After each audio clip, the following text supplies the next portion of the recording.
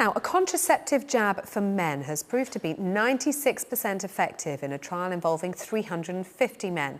But researchers say more work is needed to address the side effects of the treatment, which included depression, muscle pain and acne. I'm joined from our central London studio by senior consultant gynaecologist Professor Geeta Nargund and author Peter Lloyd. He's written the book Stand By Your Manhood, a game changer for modern men. Peter Lloyd, to you first. Is this a game changer? It absolutely is. The male pill is going to be as political as it will be pharmaceutical. For a long time, men have been on the back foot when it came to contraceptive control, and this is going to finally level the playing fields. We're going to see men being able to decide when they become fathers rather than women deciding that matter for them. It's long overdue. I welcome it completely. What about the side effects, though? How much do you think those will put men off having this contraceptive injection? Because there were some 20 men who pulled out of the trial because they considered the side effects to be so bad. Peter Lloyd? Well, I think that, there are side effects to every medicine, so that's understandable. But, these things are going to be in development for a long time, and obviously the side effects are going to be minimised, and the risk is going to be much smaller than the advantage, which is, men have just as much riding on pregnancy in the long term as women do, but not nearly as much control. So this is absolutely important. I welcome it. It's great. Yeah, Professor Geeta Nargund, let's bring you in on this. As Peter Lloyd was saying, men have just as much responsibility over pregnancy in the long term, but in the short term, it's the women who get pregnant, isn't it? So is it women's responsibility? No, I don't agree at all. Contraception is a shared responsibility. And I think it's about time men took responsibility for that. And women have been taking the pill for decades. And the side effects, risks that go with it, visiting the GP, getting repeat prescriptions. I welcome this. This is a very significant and welcome development. Do you think women will be willing to hand over this responsibility and trust men to be having the contraceptive injection or perhaps be taking the male contraceptive pill effectively? Yes, I think so. Look, we need further studies, as you mentioned earlier, to minimize side effects and make sure that it is safe and effective. So I hope further studies will continue. It's an injection, and it's great that a long-term hormonal injection studies have been done. And I think women will. And I think women would absolutely welcome men taking responsibility. And I think it's really good news. Yeah, I mean, I wonder, Peter Lloyd, what your thoughts are on the effectiveness of this. 96%, so there's still a 4% failure rate. Is that good enough for you? Do you know, I think it is. I think 96% is pretty good going at this stage in the game, and chances are that those probability stats will increase even more over the next coming years. But, going back to the last point, it's funny how we always have this debate of, would women trust men to take the contraceptive pill? I think it's ironic because that's exactly what men have been forced to do with women who say they're on the pill. Yeah, we've had a lot of responses on Twitter to this. I want to bring some of those in now. Here's Dr. Mona Mansouri with her thoughts. As a GP, I welcome the news that there could be a new male contraceptive available.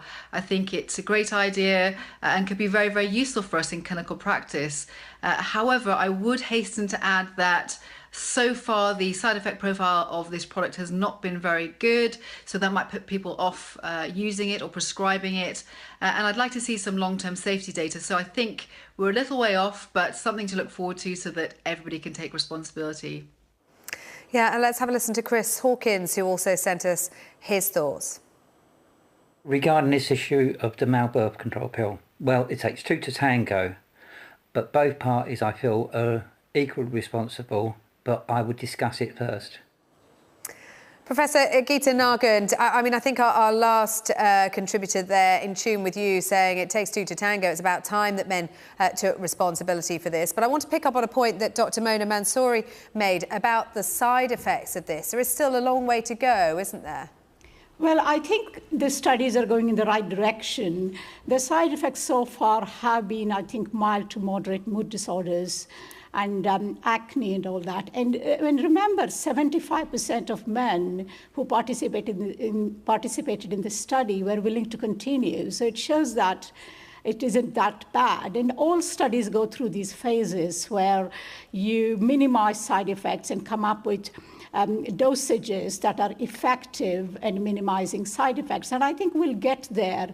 We should really welcome this, and we should not really debate about whether women will trust or not. I think it is an issue about equality and taking responsibility for contraception and creating families. And, World Health Organization has a huge responsibility about preventing unplanned pregnancies and birth control, and it's much needed. We have needed this for a very long time, and I very much welcome this. Yeah, Peter Lloyd, do you want to come in there?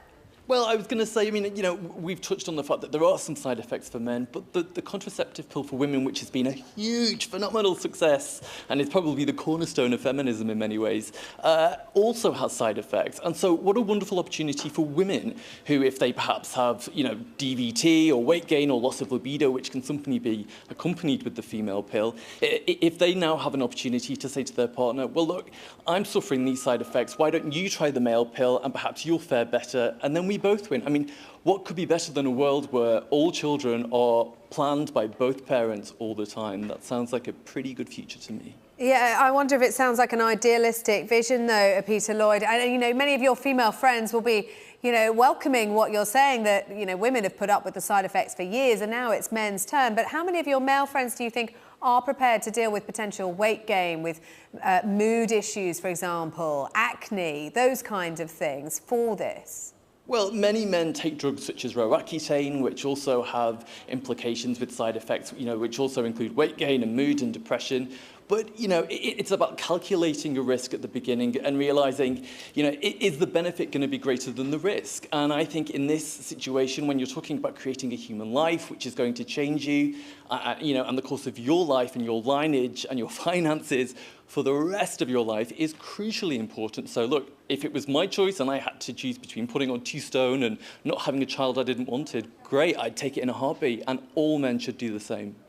Professor Nargund, I wonder what you make of the long-term implications of this. How much do we know about men recovering their fertility once they come off these contraceptive injections? Well, so far this study has shown good results, and I think around 8 men in this study where the sperm counts hadn't come back to normal, but that's a small number at this stage, and it does require long-term studies as well as larger numbers, more centers involved with larger numbers. And I'm convinced if these studies are continued, not only that we would achieve the efficacy, but also we will achieve the levels of hormones to be given in order to minimize side effects. So far it seems to be a success story. Yeah, but of course it goes without saying this doesn't protect against STDs, does it? Well, it doesn't protect against STDs, but I think the campaign about STDs will continue, and I think we really need to look at the long-term contraception goals, shared responsibility, and a worldwide responsibility when it comes to birth control. And this particular development is aimed at achieving that, and we should continue our campaign about preventing sexually transmitted diseases. And I think they should go hand in hand. Let's also not forget that the female contraceptive pill has been no less of a success, even though that itself doesn't protect against STDs. So it's a bit of a red herring argument, really. We know it's important to protect against STDs, of course it is, but creating human life, especially if it's not planned and it's not wanted, that's the bigger benefit if you can avoid that. OK, Peter Lloyd, Professor Geeta Nargund, thank you both very much.